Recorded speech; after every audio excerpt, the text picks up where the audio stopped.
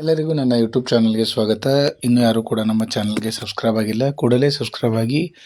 ಅದೇ ರೀತಿಯಾಗಿ ವಿವಿಧ ಇಲಾಖೆಗಳಲ್ಲಿ ಖಾಲಿ ಇರುವ ಹುದ್ದೆಗಳಿಗೆ ಸಂಬಂಧಪಟ್ಟಂತಹ ಹೆಚ್ಚಿನ ಮಾಹಿತಿಗಾಗಿ ನಮ್ಮ ಒಂದು ಚಾನಲನ್ನು ಸಬ್ಸ್ಕ್ರೈಬ್ ಮಾಡಿ ಇಟ್ಕೊಂಡ್ರೆ ತಮಗೆ ಮಾಹಿತಿಗಳು ಸುಲಭವಾಗಿ ದೊರಕುತ್ತವೆ. ಈಗ ಆಲ್ರೆಡಿ ನಾನು CAR-DR ಸಂಬಂಧಪಟ್ಟಂತಹ ಏನು ಪರೀಕ್ಷೆಯ ವೇಳಾಪಟ್ಟಿ ಸಂಬಂಧಪಟ್ಟಂತಹ ಮಾಹಿತಿಯನ್ನು ಈಗಾಗಲೇ ವಿಡಿಯೋ ಮುಖಾಂತರ ತಮಗೆ ಮಾಹಿತಿಯನ್ನು ನೀಡಿದ್ದೇನೆ. ಈ ಒಂದು ವಿಡಿಯೋದಲ್ಲಿ ಈ ಒಂದು ಸಿವಿಲ್ ಕಾನ್ಸ್ಟೇಬಲ್ ಏನು ಒಂದು ಕಾಲ್ಫಾರ್ಮನ್ನು ಮಾಡಿದ್ರು, ಆ ಸಿವಿಲ್ ಕಾನ್ಸ್ಟೇಬಲ್ಗಳಿಗೆ ಏನು ಅರ್ಜಿ ಕೊನೆಯ ದಿನಾಂಕ ನಿನ್ನೆ 3ನೇ ತಾರೀಕಿಗೆ ಮುಕ್ತಾಯವಾಗಿತ್ತು. ಓಕೆ, ಅದೇ ರೀತಿಯಾಗಿ ಈ ಒಂದು ವಿಡಿಯೋದಲ್ಲಿ ತಮಗೆ ಒಂದು ಗುಡ್ ನ್ಯೂಸನ್ನು ನೀಡ್ತಾ ಇದ್ದೇನೆ.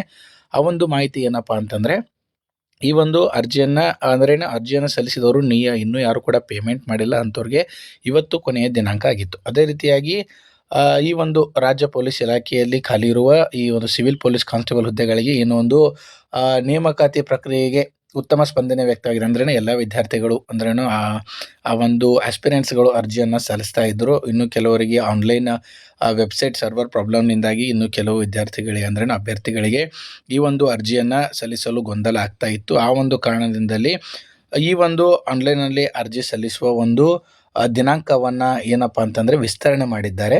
ವಿಸ್ತರಣೆಯನ್ನು ಎಲ್ಲಿವರೆಗೂ ಮಾಡಿದ್ದಾರೆ ಅನ್ನೋದನ್ನು ನಾನು ಹೇಳ್ತೇನೆ. ಈ ಒಂದು ವಿಡಿಯೋನ ಕಂಪ್ಲೀಟಾಗಿ ಸ್ಕಿಪ್ ಮಾಡಿದೆ ನೋಡಿ ಅಂತ ಹೇಳ್ತಾ, ಅದೇ ರೀತಿಯಾಗಿ ಈ ಒಂದು ಗೃಹ ಸಚಿವ ಪ್ರಿಯಾಂಕ್ ಖರ್ಗೆ ಅವರು ಏನು ಮಾಹಿತಿಯನ್ನು ನೀಡಿದ್ದಾರೆ ಅಂತಂದರೆ, ಅಭ್ಯರ್ಥಿಗಳ ಮನವಿ ಪರಿಗಣಿಸಿ ಅಭ್ಯರ್ಥಿಗಳು ಮನವಿಯನ್ನು ಮಾಡ್ತಾ ಇದ್ದಾರೆ ಅರ್ಜಿಯನ್ನು ಸಲ್ಲಿಸಲು ನಿಗದಿಪಡಿಸಿದ್ದ ಕೊನೆಯ ದಿನಾಂಕವನ್ನು ಸರ್ಕಾರ ಏನು ಮಾಡಿದಾರಪ್ಪ ಅಂದರೆ ಅದನ್ನು ವಿಸ್ತರಣೆ ಮಾಡಿದ್ದಾರೆ. ವಿಸ್ತರಣೆ ಎಲ್ಲಿವರೆಗೂ ಮಾಡಿದ್ದಾರೆ ಅಂತಂದರೆ, ಆನ್ಲೈನ್ ಮುಖಾಂತರ ಅರ್ಜಿಯನ್ನು ಸಲ್ಲಿಸಲು ಈ ಒಂದು ಜುಲೈ 8ನೇ ತಾರೀಕಿನವರೆಗೆ ಈ ಒಂದು ಅರ್ಜಿ ಸಲ್ಲಿಕೆ ಪ್ರಕ್ರಿಯೆಯನ್ನು ಮುಂದುವರಿಸಿದ್ದಾರೆ. ಅಂದರೆ 8ನೇ ತಾರೀಕಿಗೆ ಕೊನೆಯ ದಿನಾಂಕವಾಗಿರುತ್ತದೆ.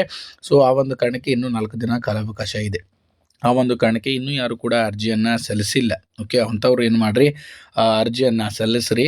ಅದೇ ರೀತಿಯಾಗಿ ಕೊನೆಯ ಸಮಯನೂ ಕೂಡ ಸಂಜೆ 4 ಗಂಟೆ, ಜುಲೈ 8ನೇ ತಾರೀಕು ಸಂಜೆ 4 ಗಂಟೆವರೆಗೆ ಅವಕಾಶ ಅವರು ನೀಡಿರ್ತಾರೆ.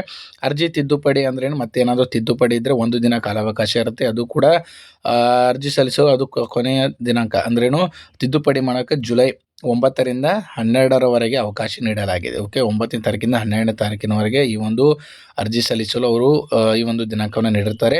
ಅದೇ ರೀತಿಯಾಗಿ ಒಟ್ಟು ಹುದ್ದೆಗಳು ಅಂದರೆ ಈ ಒಂದು ಕರ್ನಾಟಕ ಪರೀಕ್ಷಾ ಪ್ರಾಧಿಕಾರ ಸಹಯೋಗದಲ್ಲಿ ನಡೆಯುತ್ತಿರುವ ಈ ಒಂದು ನೇಮಕಾತಿ ಪ್ರಕ್ರಿಯೆಯಲ್ಲಿ ಮೀಸಲು ಪೊಲೀಸ್ ಕಾನ್ಸ್ಟೇಬಲ್ ವಿಭಾಗದ ಹುದ್ದೆಗಳಿಗೆ ಅಂದರೆ ಎಷ್ಟು 2,80,216 ಅಭ್ಯರ್ಥಿಗಳು ಹಾಗೂ ಕಲ್ಯಾಣ ಕರ್ನಾಟಕ ವಿಭಾಗದ ಹುದ್ದೆಗಳಲ್ಲಿ 59,309 ಅಭ್ಯರ್ಥಿಗಳು ಈ ಒಂದು ಅರ್ಜಿಯನ್ನು ಈಗ ಆಲ್ರೆಡಿ ಸಲ್ಲಿಸಿದ್ದಾರೆ. ಓಕೆ, ಎಷ್ಟು ಒಟ್ಟು ಪ್ರಕ್ರಿಯೆಯಲ್ಲಿ ಮೀಸಲು ಪೊಲೀಸ್ ಕಾನ್ಸ್ಟೇಬಲ್ ವಿಭಾಗದಲ್ಲಿ ಒಟ್ಟು ಹುದ್ದೆಗಳೆಷ್ಟಪ್ಪ ಅಂತಂದರೆ 2,80,216 ಅಭ್ಯರ್ಥಿಗಳು ಹಾಗೂ ಕಲ್ಯಾಣ ಕರ್ನಾಟಕ ವಿಭಾಗದಲ್ಲಿ ಹುದ್ದೆಗಳಿಗೆ 59,309 ವಿದ್ಯಾರ್ಥಿಗಳು ಅರ್ಜಿಯನ್ನು ಈಗ ಆಲ್ರೆಡಿ ಸಲ್ಲಿಸಿದ್ದಾರೆ. ಅದೇ ರೀತಿಯಾಗಿ ಅರ್ಹ ಅಭ್ಯರ್ಥಿಗಳಿಗೆ ನ್ಯಾಯಸಮ್ಮತ ಅವಕಾಶ ದೊರೆಯುವಂತೆ ಅಂದರೆ ಎಲ್ಲರಿಗೂ ಅವಕಾಶ ಸಿಗಲಿ ಅನ್ನುವಂತಹ ನಿಟ್ಟಿನಲ್ಲಿ ಸರ್ವರ್ ಪ್ರಾಬ್ಲಮ್ನಿಂದಾಗಿ ಅದಕ್ಕೆ ಎಲ್ಲರಿಗೂ ಕೂಡ ಅರ್ಜಿಯನ್ನು ಸಲ್ಲಿಸಲು ಅವರು ಅವಕಾಶ ಮಾಡಿಕೊಡ್ತಾ ಇದ್ದಾರೆ, ಯಾರು ನಮ್ಮ ಗೃಹ ಸಚಿವರು.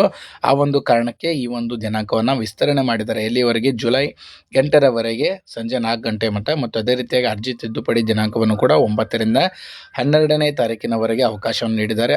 ಆ ಒಂದು ಕಾರಣಕ್ಕೆ ಇನ್ನೂ ಯಾರು ಕೂಡ ಅರ್ಜಿಯನ್ನು ಸಲ್ಲಿಸಿಲ್ಲ, ಆದಷ್ಟು ಬೇಗ ಸಿವಿಲ್ ಪೊಲೀಸ್ ಕಾನ್ಸ್ಟೇಬಲ್ಗಳಿಗೆ ಸಂಬಂಧಪಟ್ಟಂತಹ ಮಾಹಿತಿಗಳಿಗಾಗಿ ನಮ್ಮ ಚಾನಲ್ನ ಸಬ್ಸ್ಕ್ರೈಬ್ ಮಾಡಿ ಇಟ್ಕೊಳ್ರಿ.